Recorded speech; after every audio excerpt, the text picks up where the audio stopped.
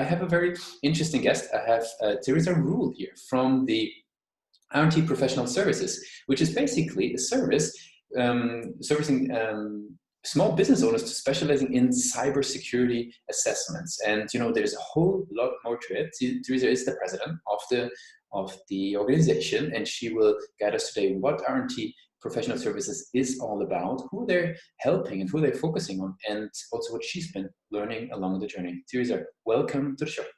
Thank you, Lucas. Very good. Yeah. So maybe tell us in your own words, to do its full justice, about RNT Professional Services. What is it all about? RNT Professional Services provides a couple different services. First of all, we're based in Norman, Oklahoma, but we work globally. We are a veteran-owned company. Both my husband and I are founders of the firm, are retired United States Marine Corps officers.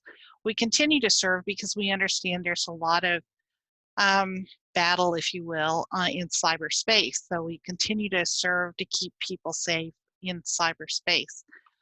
One of the services we provide are cybersecurity assessments, because a lot of small and medium businesses do not have in-house cybersecurity teams. And if you're going to protect your data and your information, you need to know where your vulnerabilities are, where you're exposed. So we provide service to those small and medium businesses. We're industry agnostic, so it doesn't matter if you're a manufacturing plant or a service industry, healthcare. We are cross-trained in every critical infrastructure area. I see. So that everybody who's listening in can get a good understanding of the company. Maybe could you tell us something about the company that would characterize the company, with maybe how many clients you're working with, or visitors to the websites, or some recognition, something that characterizes RNT Well, a little bit.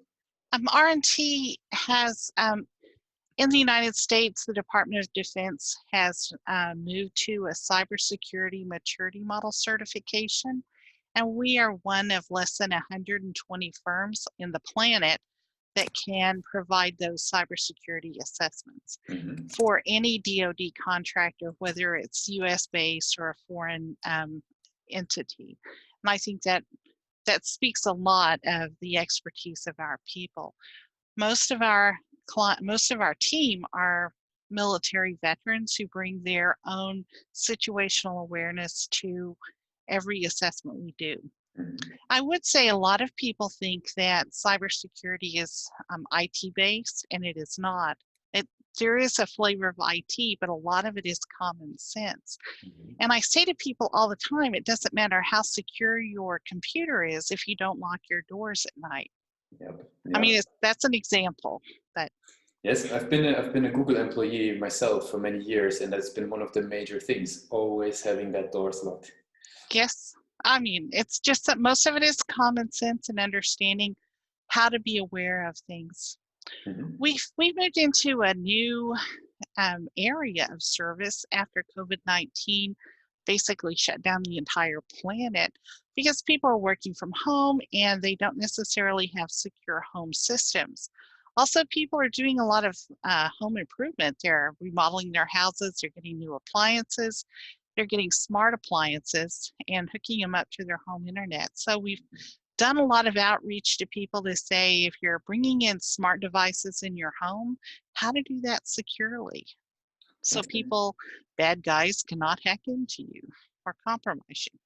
Very interesting. And what would you say at the moment would be the typical journey that a small business would be going through? Maybe I should preface that question. Who would be typically the individuals that would be reaching out or getting in contact with RNT from those small to medium businesses? Would it be an IT department? Would it be a business owner? Sometimes it is the person in the organization that manages risk. That could be the chief finance officer, the chief operating officer. It could be an IT person. It just depends on the organization. I receive all kinds of titles that reach out to me, and it's always interesting. Some people reach out because they're interested in having a certification that they're compliant with a particular regulation. In the United States, we have a healthcare HIPAA requirement. If you need to be certified for that, In our schools, we have a lot of acronyms, so I want to just apologize up front. How do we protect our student data, especially when you have so many children learning from home because schools are social distancing? And I don't think it's just an American issue. I think it's a global issue, the things that we're working through. So I would say in the last week, I've talked to COOs, CEOs, CFOs, IT directors, network administrators, people who just don't know. What do I do about this? Gotcha. So how do those, very different types of people and roles, how do they actually end up finding and, getting started with RNT? What is a typical journey that somebody goes through, or what would be a typical acquisition channel? Sometimes people just call because our marketing outreach is probably not as sophisticated as yours. We probably get about 15% of our leads through our website. We have a contact us, fill in the, so many people have on their website. Mm-hmm. We also get people that find us on Google. We also get a lot of word of mouth advertising, which I learned years ago is the best kind. But we also work with different kinds of associations, chambers of commerce, different associations who can refer people to us. I see. You spoke about the website there, and you already mentioned that quite a significant role of number of leads is coming through. How would you describe the role of the website?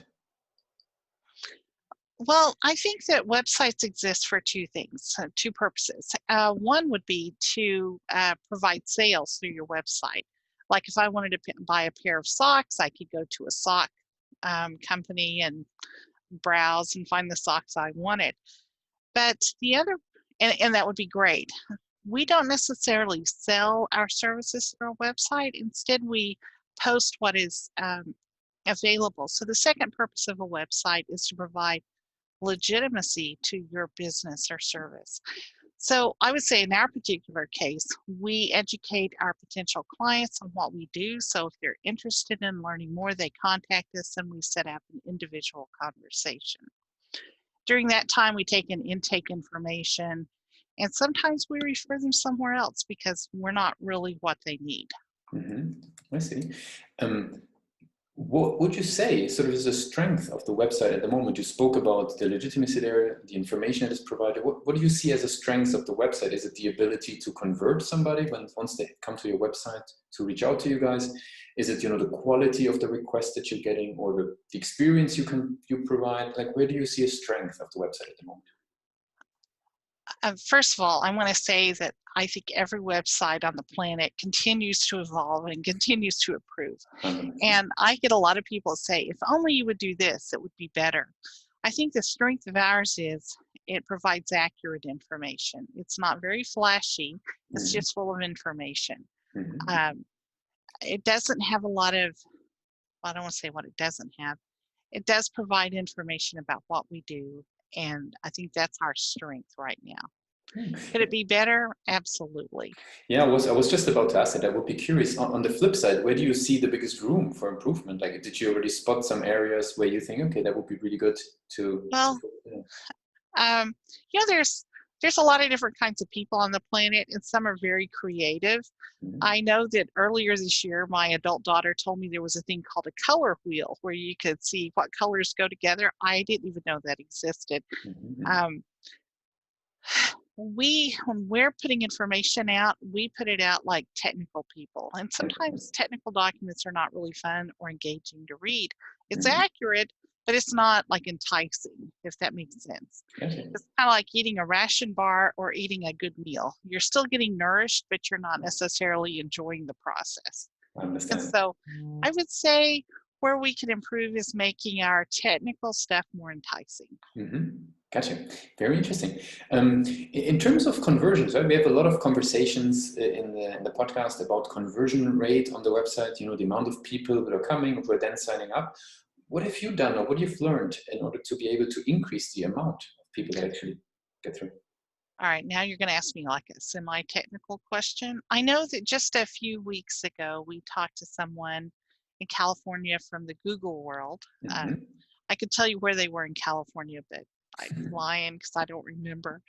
And they were explaining that there are certain things we can do to make it where we can even show up on a Google search. Um, I don't know if that answers your question, but Yeah, so you're looking into Google search and how you can appear on Google. It's very interesting. So yes, because if no matter how amazing our website is, if no one can find it, if we're number like 9 million on the search list, makes sense. you know, nobody's going to care.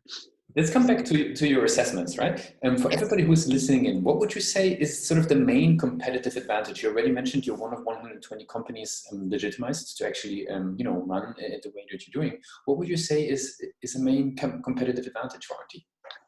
I think the fact that we are licensed, certified, bonded, and insured, and when I say that, we also bring, I've been doing this for 25 years, we bring a world of information and experience to every assessment. And because we've been doing it so long, we're rarely surprised, when we walk into a situation. The other thing we do, because we're industry agnostic, we provide a plan of action and milestones so that our clients then know they have a prioritized list on what to address first. And I'll tell you this, Lucas, I grew up on a farm, and anytime there was a storm, my father would send us children, not that we were small children, but teenagers, we would go walk the fence line. Now, this was before we had drones. And we would find out if there were trees that fell down and they compromised the fence line. And if somebody drove up to our house and tried to sell my dad a very expensive solution to never letting your cows across the fence, he probably wouldn't have purchased it.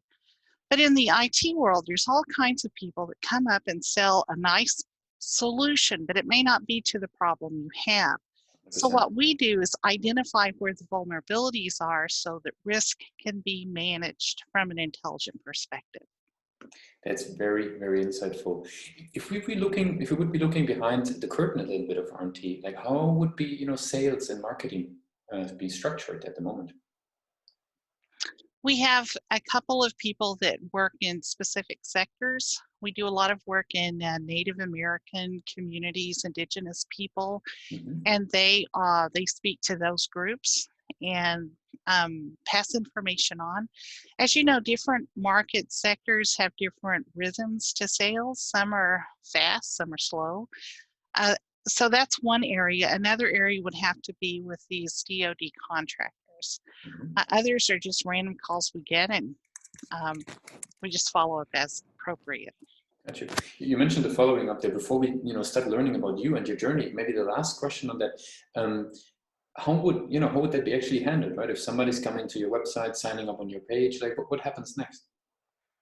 Well, obviously that contact us email comes to a team of people, and it's assigned depending on what the nature of the conversation is. And we have someone who follows up within 24 hours and says, hi, my name is, tell me more, right? And they initiate that conversation. We then have an intake process where we listen to what the business requirement is, what's the business need for an assessment, and then it goes to that appropriate program manager so they can determine how best to serve that potential client. It looks like a well thought out process there.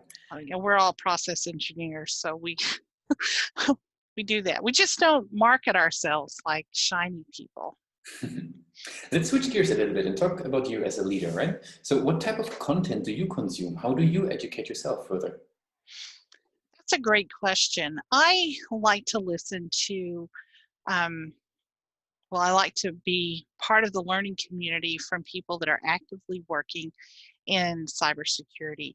For instance, yesterday I listened to a 2-hour brief on how electrical grids can be compromised with certain types of ransomware attacks. Because if you stay informed, and no one can learn everything, but I like to stay informed on what's the current threats. Also stay advised on different current events because there's a lot of fluidity in our global dynamics. I think that's a nice way to say it. Also stay informed with different entities that support cybersecurity around the world. I would say one thing that RNT does annually is we provide an annual ethics conference for people that work in cybersecurity so they can communicate not as just professionals, but with outreach to different areas. For instance, lawyers or technologists or physicians who are now using technology more and more and more to treat disease and to treat people. So we want to make sure that technology is used ethically and securely. Very That's cool. how I reach out. Nice. Since we're slowly coming to an end of the interview, I would love to jump into our rapid fire questions. It's just a couple of, questions, Sure. very short and crisp, and maybe you have, a short and crisp answer for those. Are you ready? I hope so. So, what's the last book that you read?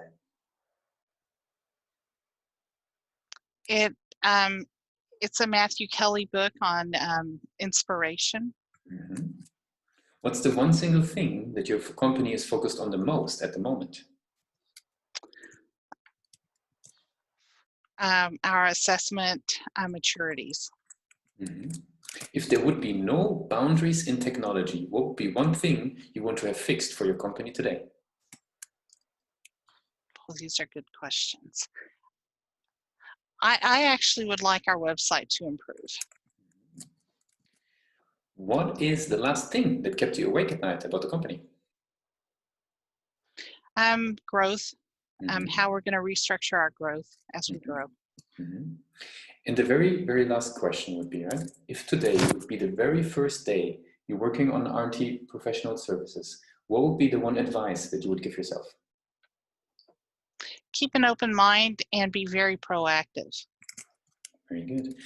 Teresa, thanks a lot for being part with us of the show today. I want to give you the very last word, right? If somebody forgets everything that we talked about in regards to RNT professional services today, what would be one thing that they should remember?